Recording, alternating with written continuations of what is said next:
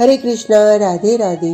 हम सभी साधक श्री रामानुजाचार्य जी का जीवन चरित्र श्रवण कर रहे हैं। अब आगे भक्ति वश्य भगवान सुख निधान। श्री रामानुजाचार्य जी इन दिनों मैसूर में थे। वहाँ का राजा तो जो बौद्ध मत का था उसको वैष्णव बना दिया था, भक्त बना दिया था श्री रामानुजाचार्य जी ने। उसके बाद लौट कर आ गए थे अपने श्री रंगम में। एक दिन स्वप्न आया श्री रामानुजाचार्य जी को। भगवान नारायण ने स्वप्न में कहा, मेरा सुंदर सा विग्रह दिल्ली में बादशाह के पास है। हे स्वामी जी, आप उस उत्सव मूर्ति को यहाँ ले आए।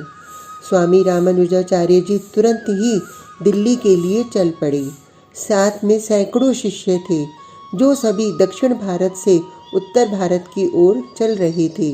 उसी समय वृंदावन के भी दर्शन किए थे श्री रामानुजाचार्य जी ने। वृंदावन की भूमि को प्रणाम किया और आगे के लिए बढ़ गए थे। दिल्ली कोई दूर तो नहीं है वृंदावन से। यमुना जी के किनारे किनारे चलते हुए पहुंच ही गए थे दिल्ली रामानुजाचार्य जी और उनका परिकर। रात्रि यमुना जी के किनारे ही विश्राम किया था सब लोगों ने। हे बादशाह, हमारे भगवान की मूर्ति तुम्हारे पास है, मुझे वो मूर्ति चाहिए। रामानुजाचार्य जी की स्पष्टवादिता के कारण ही ये सब में लोकप्रिय थे। दिल्ली के बादशाह के सामने खड़े होकर आज दृढ़ता से अपनी बात रख रहे थे। मंत्री जी, इस हिंदू फकीर को संग्रहालय में ले जाओ और उस संग्रहालय में जितनी मूर्तियां हैं सब दिखा दो। बादशाह की बात मंत्री ने मानी और रामानुजाचार्य जी को संग्रहालय में ले गया, पर नहीं, वहाँ ऐसी कोई मूर्ति नहीं थी। निराश होकर फिर यमुना किनारे आ गए थे। थके हुए थे तो रात्रि में नींद भी जल्दी लग गई। हे रामानुज, मैं बादशाह के पास कहाँ हूँ? मैं तो शहजादी के पास हूँ। आप तो बादशाह को कहिए कि आपकी पुत्री के पास है वो मूर्ति। स्वप्न में बता रहे हैं भगवान नारायण। पर आप उस शहजादी के पास क्यों हैं? रामानुज ने पूछा। क्योंकि रामानुज, वो मुझसे बहुत प्रेम करती है। इतना ही कह रहे थे भगवान नारायण कि नींद खुल गई रामानुज की। सुबह ही फिर चल पड़े बादशाह के पास। हे बादशाह, वो मूर्ति तुम्हारी बेटी के पास है। रामानुज ने आकर फिर कहा। तुम्हें कैसे पता? बादशाह चिल्लाया। मुझे स्वप्न में आकर मेरे भगवान ने कहा है। बादशाह ने सुन रखा था कि हिंदू फकीर बड़े चमत्कारी होते हैं। जाओ, मेरी बेटी को बुलाकर ले आओ। दासियों को आज्ञा दी थी। बेटी, हम लोग बुत परस्त नहीं हैं। बुत को तो ये काफिर हिंदू लोग ही पूजते हैं। इसलिए मैंने सुना है कि तुम्हारे पास कोई मूर्ति है। इस हिंदू फकीर को दे दो वो मूर्ति। नहीं पिताजी, मैं नहीं दे सकती। दो टूक मना कर दिया उसने। बेटी, ऐसा नहीं कहते, तुम जानती नहीं हो, ये लोग बहुत बड़े चमत्कारी होते हैं, पता नहीं क्या कर दें। नहीं पिताजी, चाहे कुछ भी हो जाए पर मैं मूर्ति नहीं दूंगी। पर क्यों? क्यों बेटी? मुझे प्रेम हो गया है उस मूर्ति से। मैं उससे बातें करती हूँ तो वो मूर्ति मुझसे हंसती है। वो मूर्ति मेरे हाथों से खाती है। मैं उसके बिना नहीं रह सकती अब्बू। पर तू जानती नहीं है, ये लोग कुछ भी कर सकते हैं। अच्छा, कुछ भी कर सकते हैं? तो कल हमारी महफिल सजेगी। वो बुलाएं अपने भगवान को। अगर सब लोगों के सामने वो मूर्ति इनके पास चली आए तो फिर ठीक है, मैं मान जाऊंगी।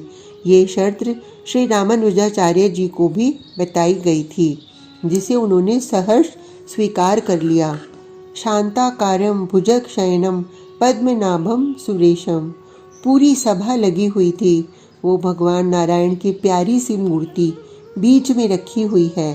सभा के एक तरफ रामानुजाचार्य जी और उनका शिष्य परिकर बैठा है। दूसरी तरफ शहजादी और उसके लोग भी बैठे हैं। सिंहासन में बादशाह बैठा है। शांताकारम भुजगशयनम। आंखें बंद करके रामानुजाचार्य जी ने श्लोकों का गान शुरू किया, पर नहीं, मूर्ति में कोई हलचल भी नहीं हुई। फिर दूसरा श्लोक, फिर तीसरा, पर कोई फर्क नहीं पड़ा उस मूर्ति में। बादशाह बोला, अब हमारी शहजादी की बारी है। गायन शुरू किया शहजादी ने। वो गा रही थी।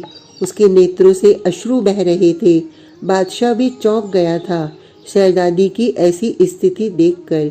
ये इतना प्यार करती है इस बुत से, पर ये क्या? बादशाह चौंक गया। मूर्ति हिलने लगी थी। शहजादी गा रही थी प्रेम से। मूर्ति चलने लगी। रामानुजाचार्य जी को बड़ा अचंभा लगा और अपना अपमान भी महसूस होने लगा। भगवान का विग्रह उस यवनिका के पास जा रहा था। क्रोध आ गया रामानुजाचार्य जी को भगवान के ऊपर। उठकर खड़े हो गए और चिल्लाकर बोले, तुम्हें अगर इसी के साथ रहना था तो मुझे सपना दिखाने का क्या मतलब? मुझे क्यों कहा कि मुझे यहाँ से ले जाओ? क्रोध से लाल हो गया था चेहरा रामानुजाचार्य जी का और आवेश में आकर बोले, मैं ये तुम्हारा दंड अभी तोड़ता हूँ। तुम्हारी ये कंठी माला, मस्तक में लगा हुआ ये तिलक सब तोड़ और पोंछ रहा हूँ मैं।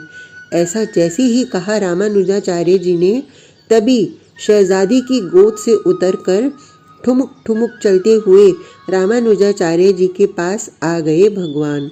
रामानुजाचार्य जी ने उन्हें अपने पास रखा और वहाँ से जाने लगे। शहजादी रामानुजाचार्य जी के चरणों में गिर गई। मत ले जाइए इन्हें यहाँ से, मैं इनके बिना मर जाऊंगी। मैं इनसे प्रेम करती हूँ, ये भी मुझसे प्रेम करते हैं, पर आपके सामने बोल नहीं पा रहे। मैं आपसे गुजारिश कर रही हूँ, इन्हें आप मत ले जाइए। पिताजी, आप कुछ तो बोलिए, मैं इस मूर्ति के बिना जी नहीं पाऊंगी। बादशाह कुछ नहीं बोला। क्या करे, चमत्कार सब देख चुका था। मूर्ति लेकर रामानुजाचार्य जी जब चल ही दिए, तब तो पागलों की तरह वो शहजादी भी पीछे पीछे चल दी। बादशाह भी क्या करे, प्रेम होता ही ऐसा है। इसका कोई ऐसा संविधान तो होता नहीं कि इसी से प्रेम होगा, इससे नहीं होगा। ये प्रेम तो किसी से भी हो सकता है, मूर्ति से भी। श्रीरंगम पहुंची थी वो मूर्ति, पर जैसे ही श्रीरंगम भगवान के पास वो मूर्ति जाने लगी, पीछे शहजादी थी, उसे रोक दिया गया। तुम यवन हो, मंदिर में नहीं जा सकती। वो रोने लगी, गिड़गिड़ाने लगी। रामानुजाचार्य जी को दया आ गई। उन्होंने एक झरोका दे दिया उस शहजादी को और कहा, इस झरोके से अपने प्रेमी नारायण भगवान को देखती रहना। पर प्रेम संतोष क्यों करे? प्रेम तो मिले तो पूरा, न मिले तो कुछ भी नहीं।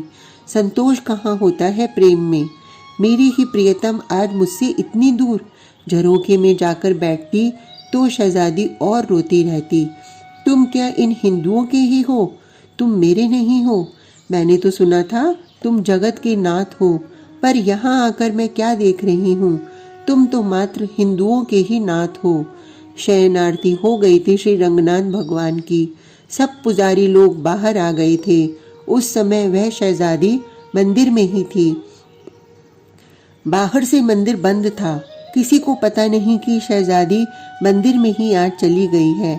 झरोखे से कूदकर मंदिर में चली गई थी ये। तभी एकाएक मंदिर के द्वार खुल गए और एक प्रकाश छा गया। सामने खड़े थे भगवान नारायण, मुस्कुराते हुए दोनों हाथों को उठाए, मानो उस शहजादी को आलिंगन देने के लिए। वो खुश हो गई, वो दौड़ पड़ी। उसे अपनी मुराद मिल रही थी। उसे और कुछ चाहिए भी नहीं था। मेरे नाथ, मेरे प्रिय, तुम मेरे हो, केवल मेरे हो। वो दौड़ी और उसी मूर्ति में से एक प्रकाश निकला। वो उसी प्रकाश में ही विलीन हो गई। मूर्ति में समा गई वो शहजादी। प्रकाश छा गया मंदिर में। उस समय मुस्कुराते हुए रामानुजाचार्य जी ने केवल इतना ही कहा था, भक्तिवश्य भगवान, यानी भगवान तो मात्र भक्ति के ही वश में है। आज का प्रसंग इतना ही। कल तक के लिए हरे कृष्णा, राधे राधे।